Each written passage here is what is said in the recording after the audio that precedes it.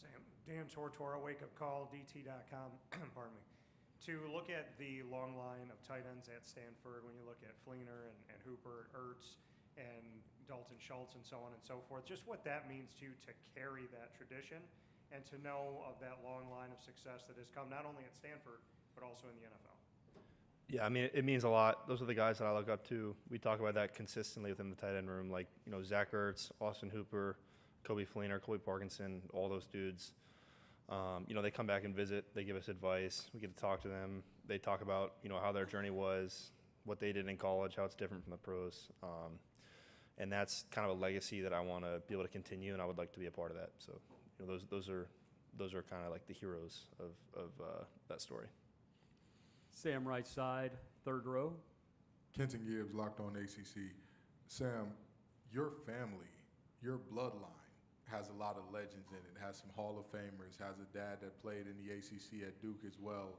And did that situation where you're coming from a family that has high athletic standards prepare you to be in the tight end room for a place that for a while was considered a tight end U of sorts? Yes, sir. And I would say that it's still considered a tight end U. But yeah, I mean, I grew up playing pretty much every sport. That wasn't something that my parents forced on me, but they just wanted me to go out there and have fun. Didn't play football until I got to high school, but kind of always knew that was something that I was going to do and be good at. And I'm really appreciative of my parents doing a great job, kind of introducing me to the sport and allowing me to make my own decisions. And I'm glad that it's worked out thus far. Sam, from the podium, a bit of a devil's advocate question. Being a native of Tennessee, why travel almost the length of the country to attend Stanford? Yeah, well, something you might not know is I actually lived in San Jose for about 4 years through high school. My uncle played at Stanford.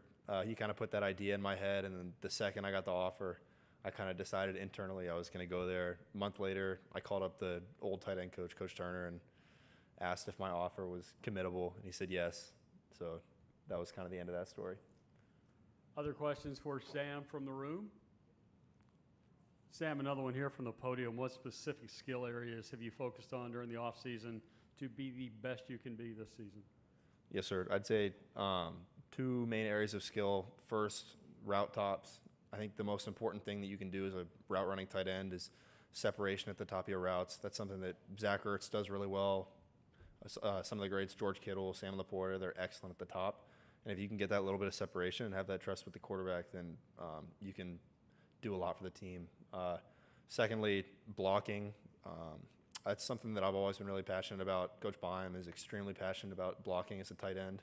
He was very, very good at that. And, I feel like I've been good in the past, but I'd like to continue to build that consistency and resume. So, when Coach Wright's calling the plays, he can count on me getting the job done at the point of attack on a power run scheme or duo or anything.